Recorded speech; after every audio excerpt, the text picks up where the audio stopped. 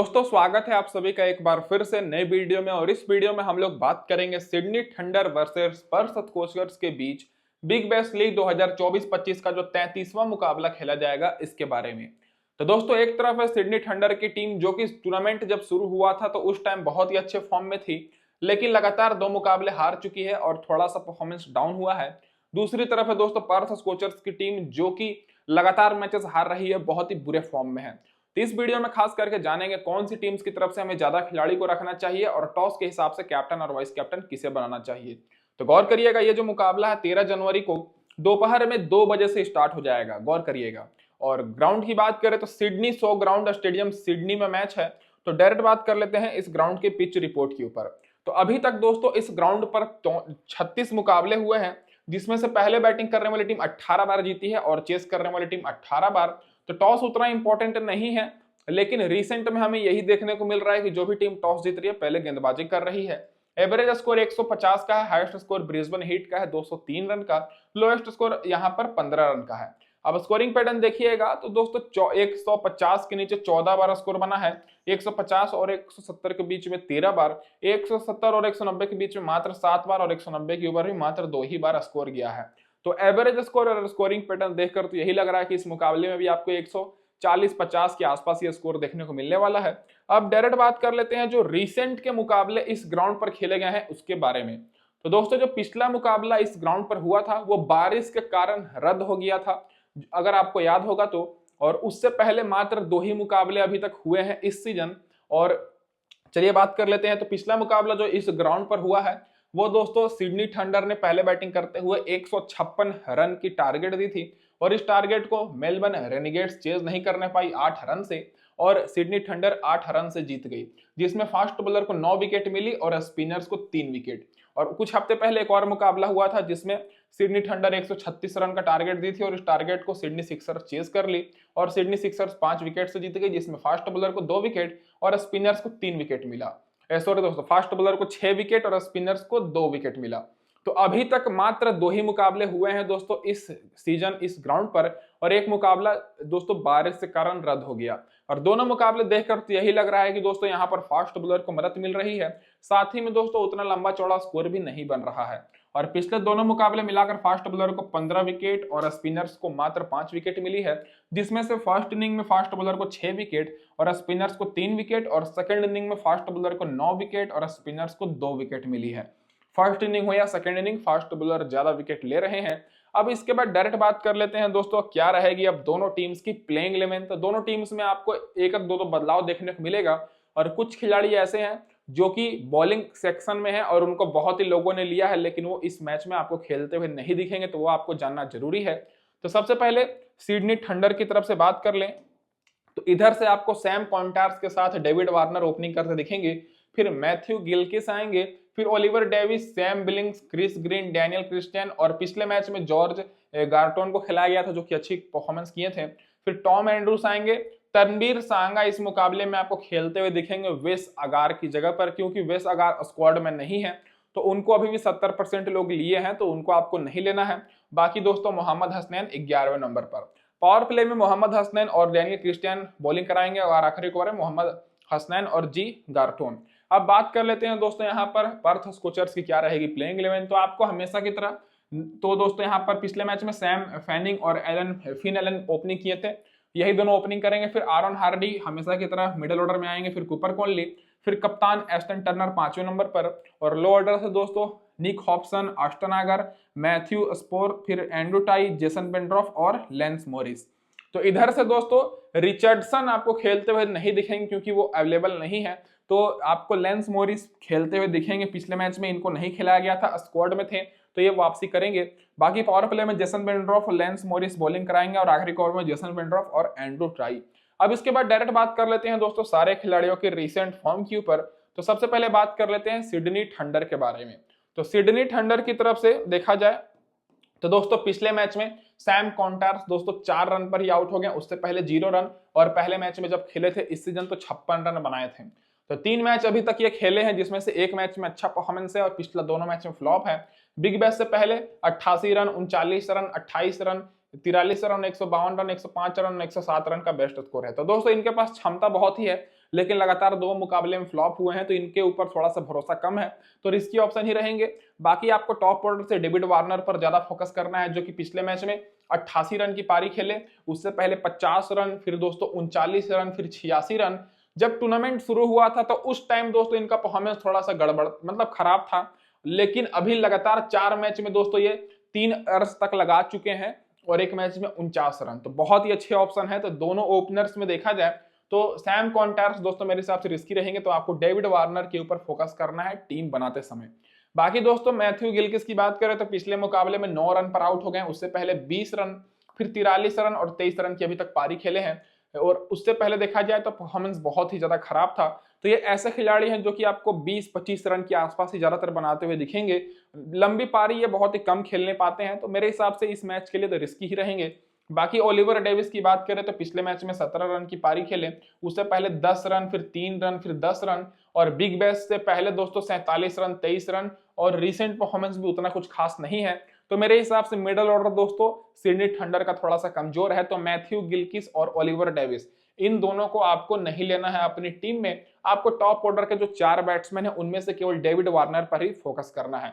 अब दोस्तों बात कर लेते हैं सैम बिलिंग्स के बारे में। तो सैम बिलिंग्स पिछले मैच में 28 रन की पारी खेले, और उससे पहले दोस्तों 10 रन, 13 रन, 10 रन, 72 रन और 15 रन की पारी खेल चुके हैं। बिग बैश से पहले एक मैच में 56 रन बनाए थे, लेकिन अभी तक दोस्तों बिग बैश में इनका बल्ला उतना चला नहीं है, केवल एक मैच में 72 रन की पारी खेले हैं लगातार। उसके बाद लगातार 3-4 मैचेस में 10-10 रन के आसपास स्कोर किए हैं। पिछले मैच में ड्रीम टीम में थे, क्योंकि विकेट कीपर हैं तो विकेट कीपिंग से भी पॉइंट देंगे, तो आप लोग इनको रख सकते हैं। अगर सिडनी थंडर की टीम पहले बैटिंग करती है और चेज भी करती है तो उस समय भी रख सकते हैं, क्योंकि इनका ज्यादातर बैट्समैन फ्लॉप है, तो इनको बैटिंग तो मिलने का चांस तो मिलेगा ही।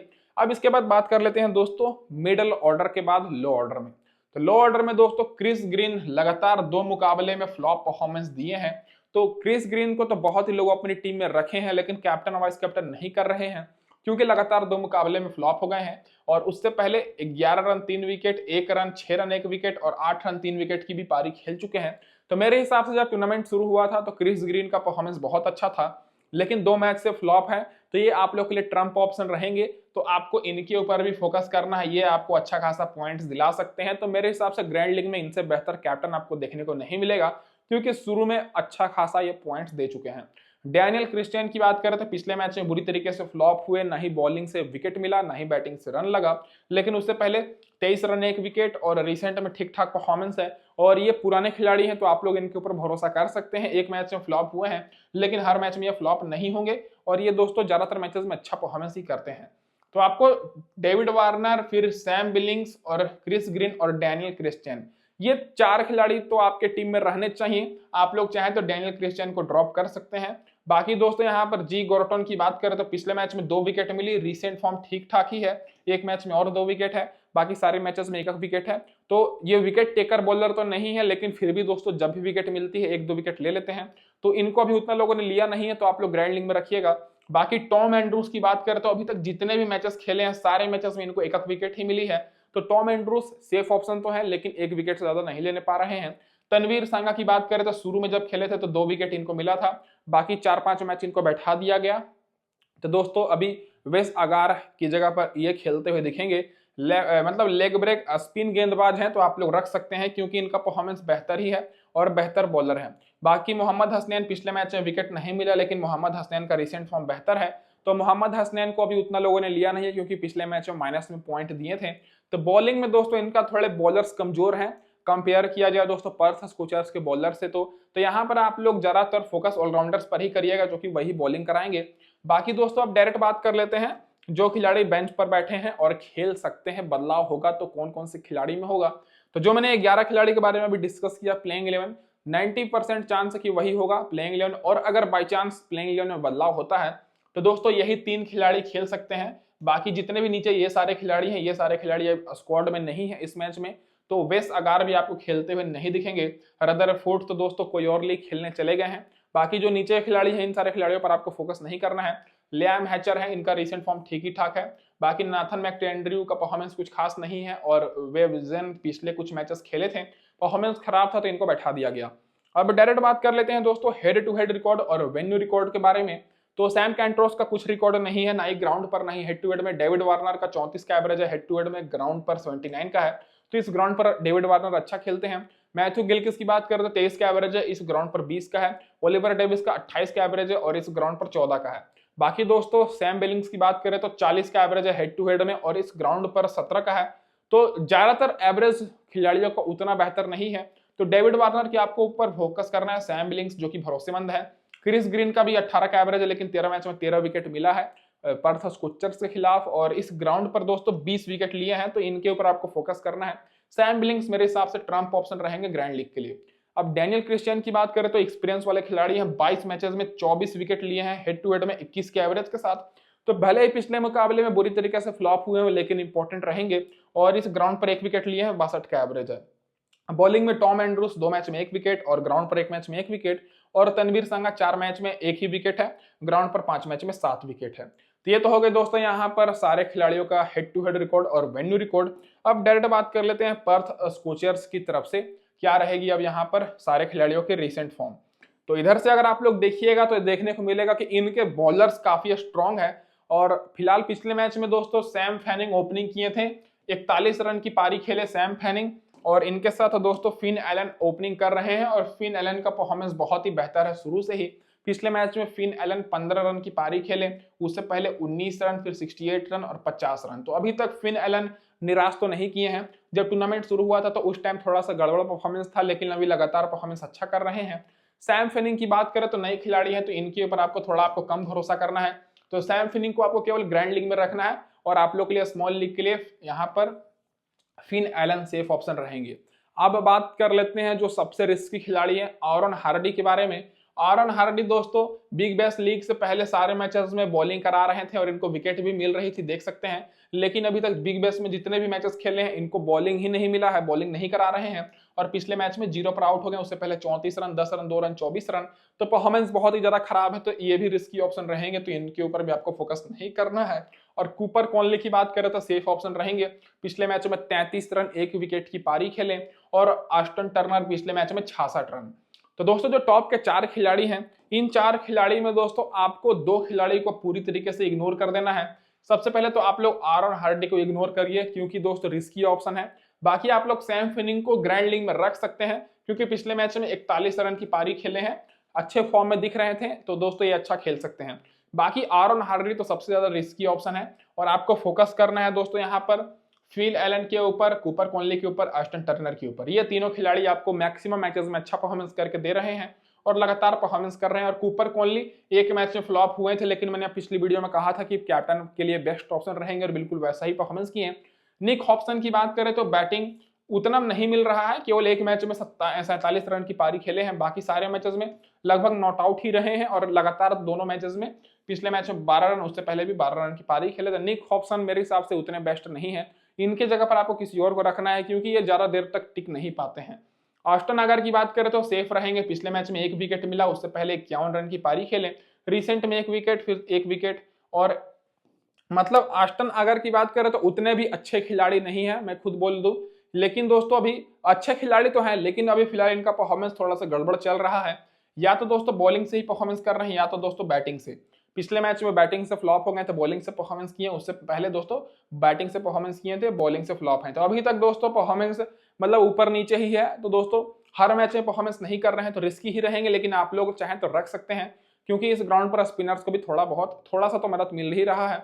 बाकी दोस्तों मैथ्यू स्पोर की बात करें तो पिछले मैच में 28 रन की पारी खेले, रिसेंट में एक मैच में खेले थे तो दोस्तों 29 रन बनाए थे, और लगातार इन बॉलिंग करा रहे हैं, लेकिन विकेट नहीं मिल रहा है। एंड्रू टाई को भले ही पिछले मैच विकेट ना मिले, लेकिन उससे पहले लगातार विकेट लेते आ रहे हैं। जेसन बेंड्रोफ तो दोस्तों शुरू से ही अच्छे फॉर्म में है, पिछले मैच में 1 विकेट मिली, फिर 2 विकेट, 2 विकेट, 2 विकेट। तो इनके ऊपर तो आपको डाउट बिल्कुल नहीं होना चाहिए। लेंस मॉरिस के ऊपर भी डाउट नहीं होना चाहिए, पिछले मैच नहीं खेले थे, लेकिन उससे पहले लगातार 2 विकेट, 3 विकेट, 2 विकेट लिए हैं। तो बॉलिंग में दोस्तों लेंस मॉरिस, जेसन बेंड्रोफ और एंड्रू टाई तीनों बॉलर सेफ ऑप्शन रहेंगे, लेकिन मैक्सिमम लोग जेसन बेंड्रोफ और लेंस मॉरिस को रखेंगे। एंड्रू टाई के ऊपर कम लोग फोकस करेंगे, तो एंड्रू टाई को आप लोग ग्रैंड लीग में रखिएगा। बाकी ऑस्टन आगर और मैथ्यू स्पोर आप लोग दोनों में से किसी एक को रख सकते हैं, क्योंकि दोनों दोस्तों ऑलराउंडर ही हैं और स्पिन गेंदबाजी कराते हैं। अब डायरेक्ट बात कर लेते हैं जो खिलाड़ी बेंच पर बैठे हैं। तो मैथ्यू हर्स्ट बेंच पर बैठे हैं, और सैम फैनिंग की जगह पर हो सकता है ये भी ओपनिंग कर सकते हैं, पिछले मैच में इनको बैठा दिया गया। बाकी दोस्तों बी जैक्सन बेंच पर बैठे हैं और यहाँ पर ब्रेडमैन बेंच पर बैठे हैं। अगर चेंजेस होगा तो यही 3 खिलाड़ी में चेंजेस होगा। बाकी जाय रिचर्डसन नहीं खेलने वाले हैं, मिचेल मार्श भी इस मैच के लिए अवेलेबल नहीं है, खेलेंगे नहीं, तो इन सारे खिलाड़ियों पर आपको फोकस नहीं करना है। अब डायरेक्ट बात कर लेते हैं दोस्तों हेड टू हेड रिकॉर्ड और वेन्यू रिकॉर्ड के बारे में पर्थ स्कोचर्स के खिलाड़ियों का।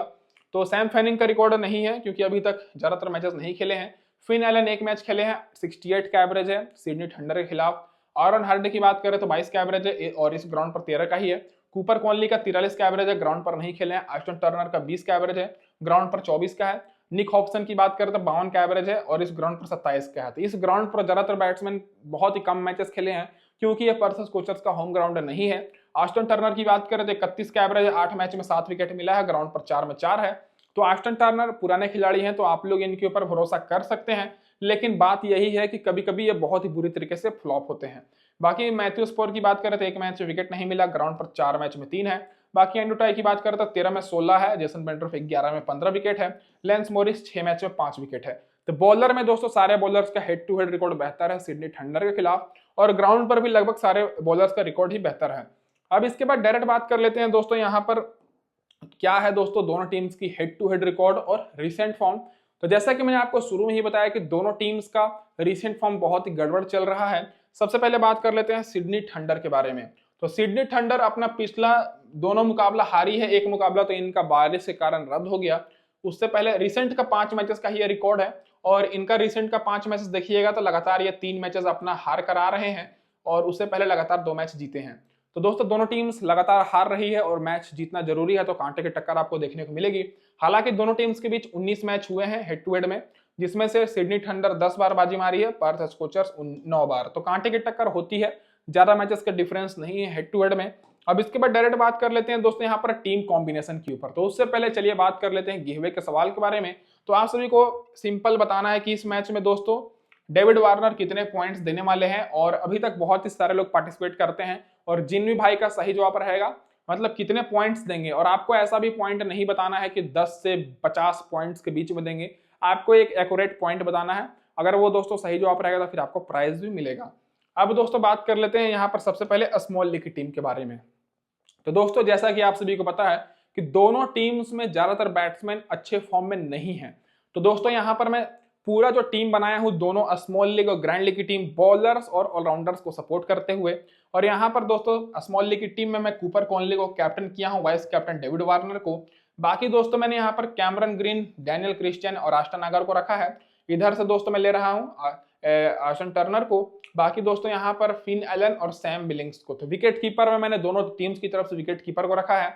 यहाँ पर मैं आस्टन टर्नर और डेविड वार्नर दोनों टीम्स की तरफ से कप्तान को भी रखा हूं जो कि बैटिंग करते हैं, अच्छे फॉर्म में है। बाकी मैंने बॉलिंग में जी गार्टन को रखा हूं जो कि अभी नए बॉलर है, लेकिन पिछले मैच में इनको 2 विकेट मिला है, इनको उतना लोगों ने नहीं लिया है। लेंस मॉरिस को मैं रखा हूं, जेसन बेंड्रोफ को। तो ये रहेगी दोस्तों यहाँ पर हमारी स्मॉल लीग की टीम कॉम्बिनेशन। और यहाँ पर आप लोग एंड्रू टाई को भी रख सकते हैं, और अगर आपको दोस्तों यहाँ पर जी गार्टन को नहीं रखना है तो इनकी जगह पर आप लोग एंड्रू टाई को रख लीजिए या फिर तनवीर सांगा को, और डैनियल क्रिस्टियन की जगह पर भी आप लोग चाहें तो बैटिंग से दोस्तों आरन हार्डी को रख सकते हैं, लेकिन डैनियल क्रिस्टियन एक्सपीरियंस वाले हैं इसलिए मैंने इनको रखा है। तो यहाँ पर मैं 5 खिलाड़ी रखा हूँ सिडनी थंडर की तरफ से और 6 खिलाड़ी पर्थ स्कोचर्स की तरफ से, और ये हमारी पूरी की पूरी सेफ टीम रहेगी। और कूपर कॉनली पूरे सेफ ऑप्शन रहेंगे इस मैच के लिए, और डेविड वार्नर कैप्टन और वाइस कैप्टन के लिए। अब दूसरी टीम की बात कर ले जो हमारी ग्रैंड लीग की टीम है। तो ग्रैंड लीग में दोस्तों मैंने यहाँ पर कैप्टन किया है कैमरन ग्रीन को और वाइस कैप्टन दोस्तों जेसन बेंड्रोफ को, क्योंकि मैक्सिमम लोग क्या करेंगे इस टीम में कि दोस्तों डेविड वार्नर और कूपर कॉनली को ही कैप्टन वाइस कैप्टन करेंगे और कैमरन ग्रीन को कैप्टन वाइस कैप्टन नहीं करेंगे। लेकिन आप लोग याद कीजिए जब टूर्नामेंट शुरू हुआ था तो मैक्सिमम लोग उस समय कैमरन ग्रीन को ही कैप्टन वाइस कैप्टन कर रहे थे, तो इनके पास क्षमता है, परफॉर्मेंस लंबा कर सकते हैं। मेरे हिसाब से ग्रैंड लीग के लिए बेस्ट रहेंगे, इसलिए मैंने बाकी किया है। चारों मेरे ऑलराउंडर सेम रहेंगे इसी टीम वाली, और यहाँ पर मैं जेसन बेंड्रोफ, लेंस मॉरिस के साथ टॉम एंड्रूस और जी गार्टन को रखा हूँ। बाकी मैंने फिल लाइन को लिया है, बाकी डेविड वार्नर और टर्नर को। तो मेरी पूरी टीम लगभग सेम ही है, केवल मैंने यहाँ पर सैम बिलिंग्स की जगह पर रख लिया है जी गार्टन को, सॉरी दोस्तों टॉम एंड्रूस को, और कैप्टन वाइस कैप्टन मैंने ग्रैंड लीग के हिसाब से बनाया है। तो दोस्तों ये हो गई हमारे इस वीडियो के लिए फाइनल टीम। और आप सभी लोग अभी तक टेलीग्राम पर नहीं जुड़े हैं तो फटाफट से जुड़ जाइएगा, लिंक डिस्क्रिप्शन में है। क्योंकि गिव के विनर्स वहीं पर अनाउंस होंगे, रिजल्ट वहीं पर अनाउंस होगा और फाइनल टीम भी आपको मिलेगी और पेड टीम वहां पर आपको बिल्कुल फ्री में दी जाती है। तो आप लोग फटाफट से जाकर टेलीग्राम पर जुड़ जाइए। धन्यवाद दोस्तों।